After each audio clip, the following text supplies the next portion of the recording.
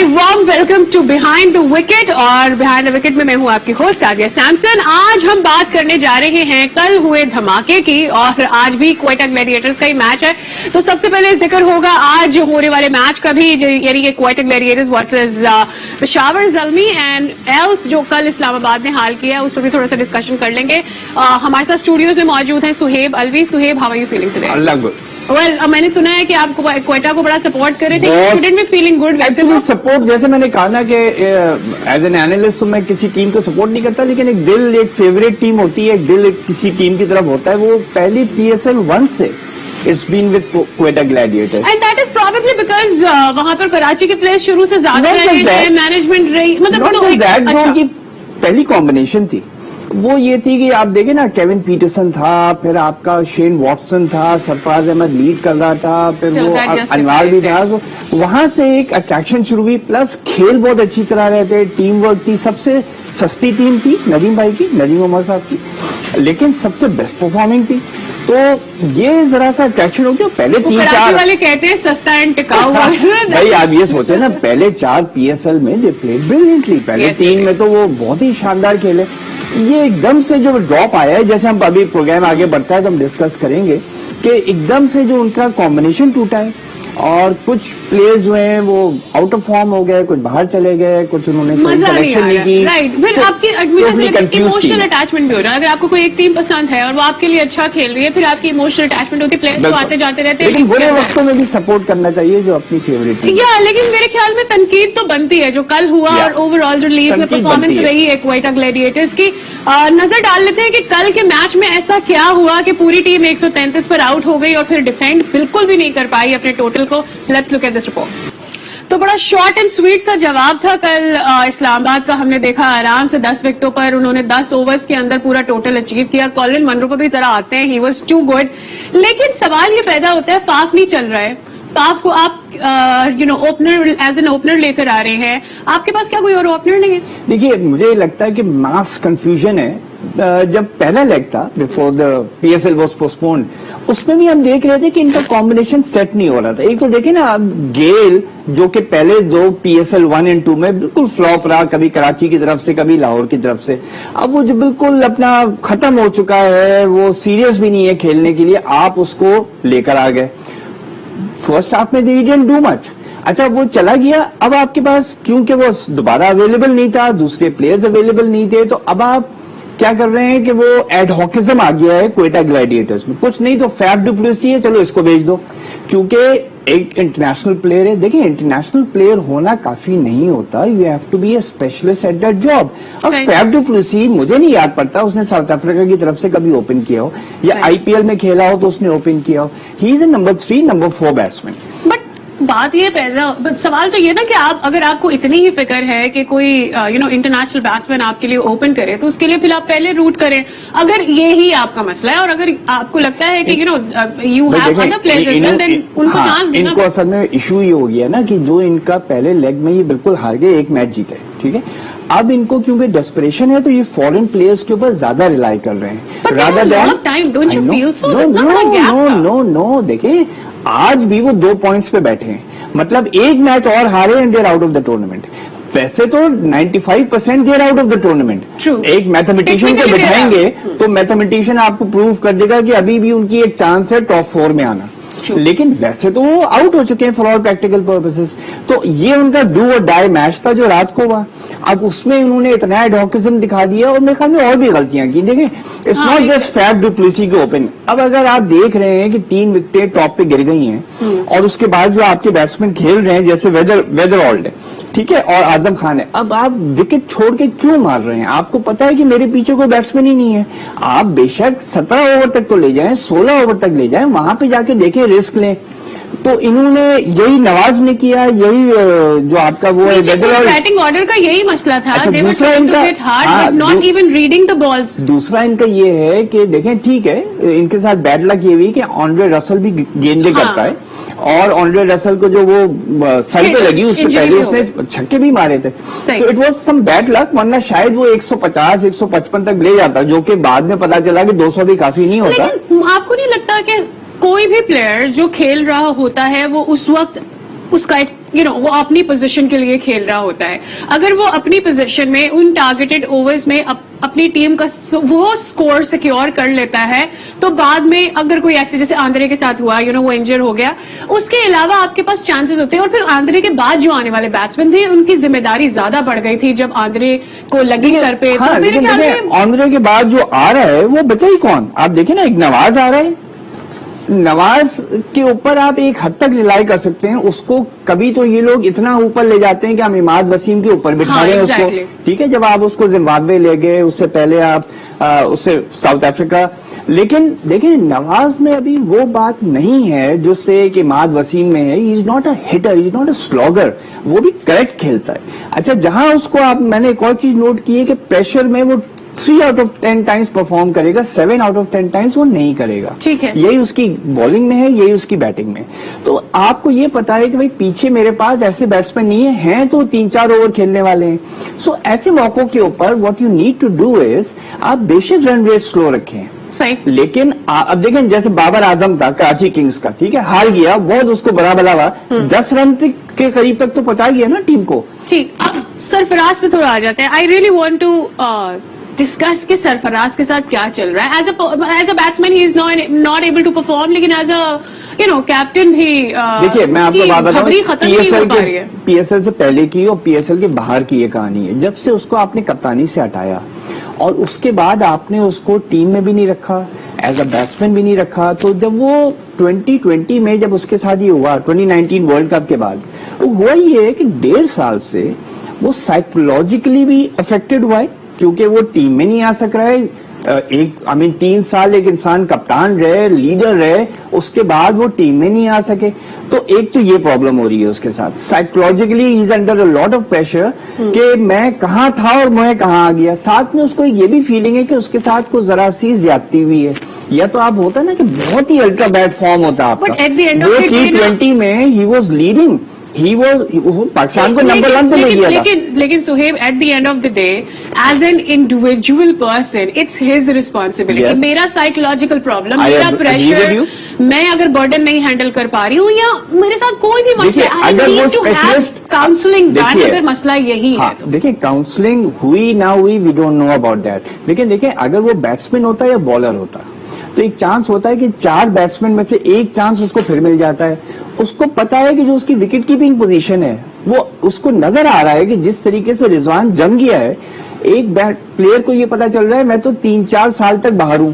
अच्छा, अब या तो वो ये समझे कि चलो मुझे एज अ बैट्समैन खिलाओ, क्योंकि ऑस्ट्रेलिया ने एक जमाने में 3 बैट्समैन खिलाए थे, 3 विकेट कीपर्स खिलाए थे, उसमें से एक कीपिंग कर रहा था, बाकी 2 को उन्होंने बैट्समैन एबिलिटी पे लिया था। कितने सारे प्लेयर्स हैं ना सुहेब, कितने सारे प्लेयर्स हैं जो कि आजकल बस लीग ही खेल रहे हैं। मैं कहना ये चाह रही हूँ कि एक इंसान भी तो है, वो एक प्लेयर है, टीम के लिए खेला है, बहुत खेला है, खिदमात भी हैं और उसकी खिदमात को सराहते भी हैं।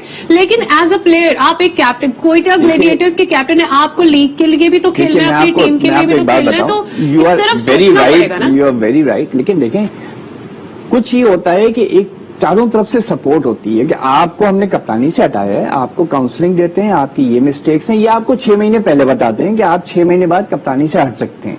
एक तो आप 1 घंटे के नोटिस पे किसी को ये नहीं बताते कि कल से मत आना। अच्छा, दूसरी बात ये है कि फिर उसको ये है कि यार मैं रन्स करूंगा भी तो मुझे टीम में नहीं लाएंगे ये लोग। अच्छा, उसके बाद आप उसको कभी लास्ट गेम दे रहे हैं। अच्छा, तो ये जो इश्यूज है ना, वो अगर एक ऑर्डिनरी प्लेयर होता चलता। अच्छा, अब क्या हो गया कि coming back to Quetta Gladiators, अगर हम पीएसएल की बात करें, देखिए लास्ट सीजन भी ऑब्वियसली वो अफेक्टेड था because of what happened outside PSL. गलती उसकी बहुत है। देखिए, he is emotional as a captain, उसको ये चीखना चिल्लाना नहीं चाहिए, गलतियां उसकी भी हैं। That's part of it. मुझे ऐसा लगता है the real problem is that he needs to focus on Quetta Gladiators right now.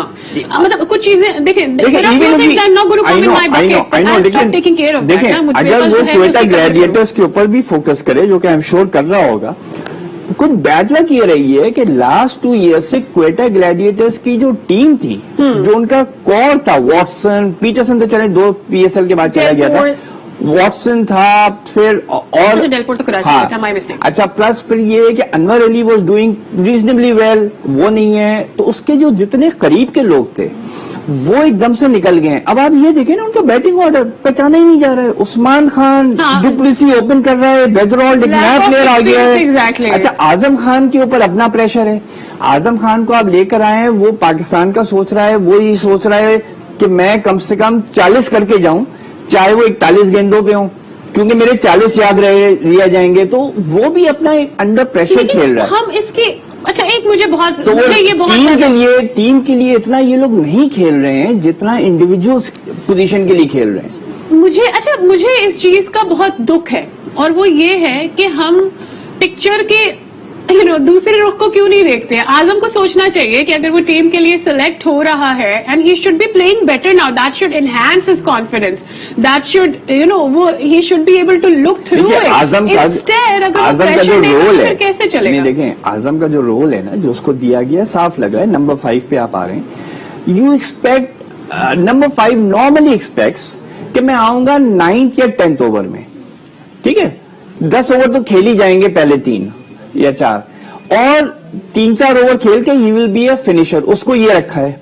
अब वो पीएसएल पहले गेम से जो पाकिस्तान कराची में जो हुए, पहले मैच से ही क्वेटा ग्लैडिएटर्स के टॉप 3 आउट हो जाते हैं। तो जब वो 4थे-5वें ओवर में आ जाता है, अब वो उस कैलिबर का प्लेयर ही नहीं है कि वो डिफेंसिव करके सिंगल्स डबल्स तो ले। फिर वो मैच विनर की बात कहाँ आ जाती है? देखिए, मैच विनर ये आ रहा है with certain assumptions. Match winner का ये होता है, अगर आप T20 में हैं, कि जो आपका स्ट्राइक बैट्समैन है, जो आपका फिनिशर है, वो 11वें-12वें ओवर तक आएगा। या तो आप ये करें कि 3 विकेटें गिर जाएं तो आप नवाज को भेज दें, आप आजम को रखें 12वें ओवर तक, कि यार हाँ, या तो पहली 3 विकेटें 12 ओवर खेल जाए, तुम नंबर 5 जाओ। पहली 3 विकेटें जल्दी आउट हो गई तो बेटर हो, नवाज जाएगा, कोई और जाएगा, they will play out singles doubles और एक और चौका, and you will enter the match on the 12th over, जब स्टेबिलिटी आ गई। यही इनएक्सपीरियंस, सिंस हमने बहुत डिटेल में बैटिंग को डिस्कस कर लिया, let's go towards the bowling side. अब देखते हैं कि हमारे जो क्वेटा ग्लैडिएटर्स की बॉलिंग साइड है, वो भी बड़ी इनएक्सपीरियंस नजर आती है। हमने देखा कि चले, अब आपके पास 133 का स्कोर था, और 133 के स्कोर को डिफेंड करना मुश्किल था, लेट्स बिलीव इट। बट 133 ऐसा नहीं था कि 133 अगर कोई टीम नहीं बनाती है तो टीम जो है 250 बना लेती है। मतलब आप 2 विकेटें तो गिराते हैं, 3 विकेटें तो गिराते हैं, सिरे से कोई विकेट नहीं गिरी।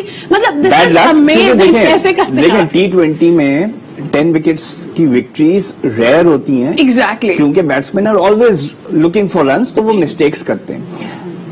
2-3 वजूहात हैं जिसकी वजह से मुझे लगा कि कल जो वो 10 विकेट से जीते हैं। एक तो अनफॉर्चुनेट एक कैच डिस्प्यूटेड हो गया, मेरे ख्याल में नॉट आउट भी था, बॉल गेंद पे लग गई थी, 1 विकेट वहां गिर जाता। दूसरा ये है कि देखें, आप एक गेम प्लान के साथ एंटर होते हैं। आपने कहा था मैं ऑन्ड्रे रसल से भी ओपन करवाऊंगा, बॉलिंग करवाऊंगा, ऑन्ड्रे रसल इंजर्ड हो जाते हैं। आप क्या करते हैं, लाइक फॉर लाइक के बजाय आप नसीम शाह को ले आते हैं। वो लड़का was unprepared to ball. Exactly, ठीक है, ही लुक्ड अनप्रिपेयर्ड। अच्छा, अब वो 10 मिनट पहले उसको बताया कि भाई आप सेकेंड इनिंग में आप गेंदिंग कर रहे हैं। अब वो जो एक होता है ना मेंटल प्रेपरेशन, आपने पिच देखनी होती है, सुबह उसको बता दिया था आपने खेल रहे। कैप्टन की गलती है या नहीं? आई थिंक इसमें किसी की गलती है, सच नहीं है। किसी को क्या पता था ऑन्ड्रे रसल बाहर हो जाएगा, लेकिन होता ये है कि जब आप नसीम को लेकर आए तो उसने ना पिच सही से रीड की हुई थी, ना उस कोई एक शाम पहले कोई बॉलिंग प्लान बना था, बॉलिंग कोच ने उसके साथ कितने 5 मिनट लगाए होंगे। अच्छा, जब वो आया और उसके पहले ओवर में ही 19 रन बन गए, जिसमें मेरे ख्याल में 2 गेंदें बुरी नहीं थी जो उसने 4 मारे हैं मनरो ने। लेकिन पहले ओवर में जब 19 बन गए, उसके बाद दूसरा तीसरे ओवर में 43 बन गए, मैच तो खत्म। एक दफा 3.5 ओवर में आपके 50 हो गए, आपको पता है मैच खत्म, बैट्समैन को भी पता है मैच खत्म, बस वहां से फिर वो मारना शुरू हो गया। ठीक है, कुछ बैटिंग की झलकियां भी दिखाते हैं। मीनवाइल ऑल्सो आपको दिखाएंगे कि आंद्रे कैसे कल इंजर्ड हुए, and then will come back and discuss. और अब नजर डाल लेते हैं कल मनरो की धुआंधार बैटिंग पर भी उस पर डिस्कशन हो, because he has taken the match one handedly. It was not wrong to say. मतलब ऐसा कैसे होता है 36 गेंदों पर आप 90 रन मारते हैं, खेलते नहीं 90 रन मारते हैं। बहुत दफा होता है। देखें T20 में एक दफा गेंद आना शुरू हो जाए और आप देखें कि वो फुटबॉल के साइज की आपको नजर आ रही है, तो वो देखें there is plenty of occasions जहां पे एक बैट्समैन जो है उसने 5 ओवर में मैच खत्म कर दिया है, 4 ओवर में, ये तो होता है। हुआ ये है कि आई थिंक क्योंकि नसीम शाह आया, अब नसीम शाह से ओपन कराया, चांसेस हैं ऑन्ड्रे रसल से ही ओपन नहीं कराते, इनके सारा बॉलिंग ऊपर नीचे हो गया। अच्छा, इत्तेफाक से मैं देख रहा था प्रेशर भी ऑलरेडी बिल्ड हुआ था। जो सबसे इनका सस्ता बॉलर था ना वो नवाज था, जिसको 9 रन पर ओवर पड़े। तो आप खुद सोचें, किसी को 12, किसी को 14 रन पर ओवर। तो हुआ ये कि जब पहले ओवर में 19 पड़ गए, उसके बाद इन दोनों की स्ट्रेटेजी ये हुई कि अब ये जरा घबरा गए, क्योंकि पहले ओवर में इनको शुरू में ही अटैक करो। तो बॉलर को इन्होंने सेटल ही नहीं होने दिया। अच्छा, सरफराज भी फिर डेस्परेट हो गया कि दूसरा ओवर आया उसको 14 पड़ गए, तीसरा आया उसको 13 पड़ गए, तो वो बार बार अपनी बॉलिंग चेंजेस कर रहा था। तो बॉलर भी रिदम में नहीं सेट हो सका। जो बॉलर आ रहा था 4 ओवर तक तो आपने हर नया बॉलर आ रहा था, खातिर में नहीं लाए मनरो अच्छा, किसी को। ये और फिर दूसरा ऑपोजिट एंड से भी सपोर्ट बहुत जबरदस्त मिला। Let's not forget. देखिए, उस्मान ख्वाजा का मैं फिर वही कहूंगा कि उसकी स्टेबलाइजिंग इनिंग्स थी। होता ये है कि जब एक बैट्समैन छा रहा होता है, दूसरा उसको सपोर्ट देके और सिंगल देके स्ट्राइक देता रहता है। लेकिन जाहिर बात है, आपका मैं बता रहा हूं ना, इनका कोई बॉलिंग अटैक ही, नसीम शाह के बाद आप खुरम शदाद, ठीक है, फिर आपको विल्ड स्मिथ आ गया, हसनैन वैसे ही पिटा, जाहिद महमूद। हालांकि Hasnain is a good bowler, लेकिन जब तक वो आया फोर्थ चेंज, मैच तो हाथ से निकल चुका था। नहीं हो पाई। Your point is right. My disappointment was with Zahid Mahmood, because Zahid Mahmood से मैं एक्सपेक्ट कर रहा था, जो कि यहाँ पे राशिद ने दिखाया है, इवन शराब ने अच्छी बॉलिंग की है, as a leg spinner it's very difficult to hit you. Right. लेकिन आई सपोज मनरो ने यही सोचा कि इससे पहले कि ये बॉलर सेटल हो, लेकिन 10 ओवरों में पूरा टारगेट पैक करके वापस फेंक दिया। 2 ओवर में 36 रन पड़ गए। आपने अगर 5 के 5 बॉलर्स भी आपने ट्राई किए, सबको 2-2 ओवर्स भी मिले, तो they didn't really get a lot of chance to settle and figure out कि उनके साथ हो क्या रहा है। ऊपर से बहुत बड़ा टोटल भी नहीं था कि जिसको वो डिफेंड करने जा रहे थे। वेल, बिहाइंड द विकेट में बात होगी आज के मैच के हवाले से भी। क्वेटा ग्लैडिएटर्स आज दोबारा खेलने जा रही है। अब देखना यह है कि आज ऐसा क्या करे, because technically they are out of the league. Will talk about it after this break. Stay with अस।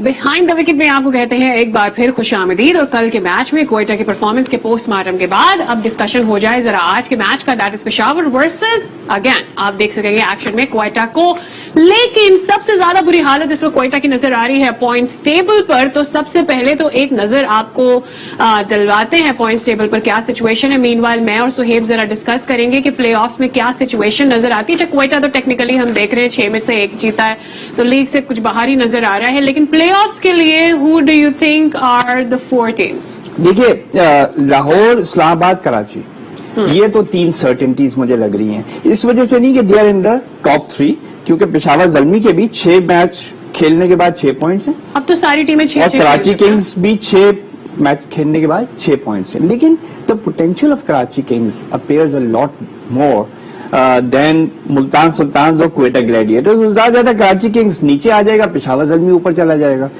अब मेरे ख्याल में जो असल में दौड़ होगी वो होगी पेशावर जल्मी और मुल्तान सुल्तान्स के बीच में, कि इनमें से कोई for the 4th position. Right. लेकिन बाकी जो है कराची, लाहौर एंड इस्लामाबाद, ये मुझे लग रहा है कि काफी है, बिकॉज देखिए इनका टीम का बैलेंस अच्छा है। सिर्फ हाँ, कराची किंग्स में एक प्रॉब्लम हो रही है, उनका जो मिडिल ऑर्डर है they are full of allrounders.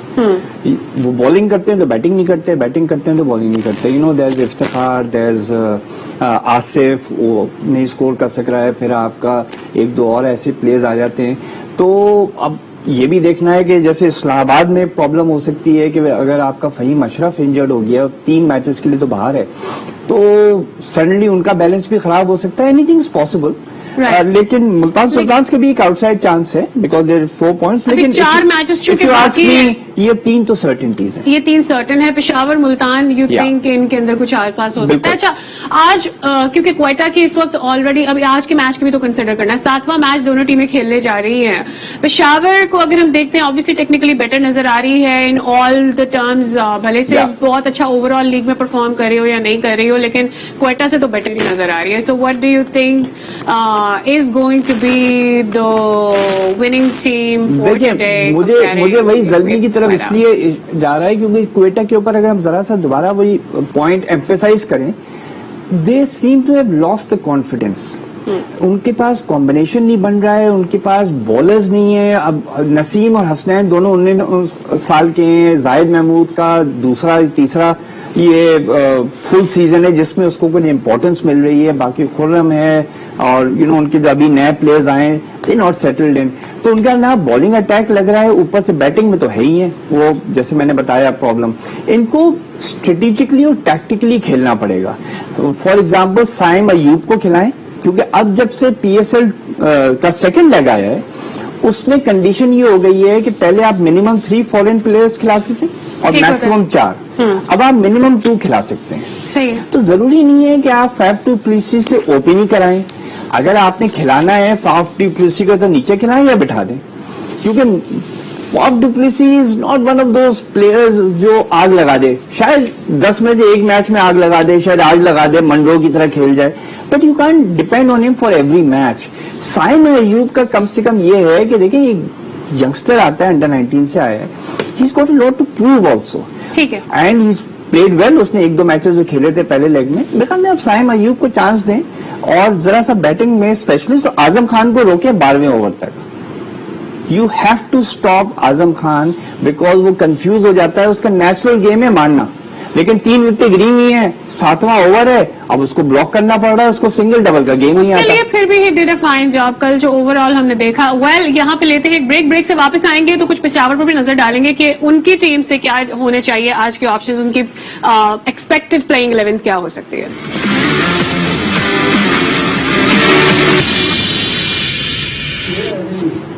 Welcome back again, और बात हो रही है आज शुरू होने वाले मैच की, जो कि शुरू होगा 9 बजे, and there will be Peshawar versus Quetta Gladiators. इतनी सारी टीमें, सब कुछ घपल्ला हो रहा था दिमाग के अंदर, कौन सी कब आ रही है पहले। अच्छा, तो जी मैच में कुछ नजर ऐसा आ रहा है कि कल जो जलजिला आया क्वेटा की टीम में, आज ऐसा लग रहा है कि पेशावर जीतेगी। एंड आई विल से कि Peshawar is a stronger team in terms of player, they have more experience players. What do you think? Absolutely, देखिए पेशावर की सेटल टीम है, सीनियर प्लेयर्स हैं।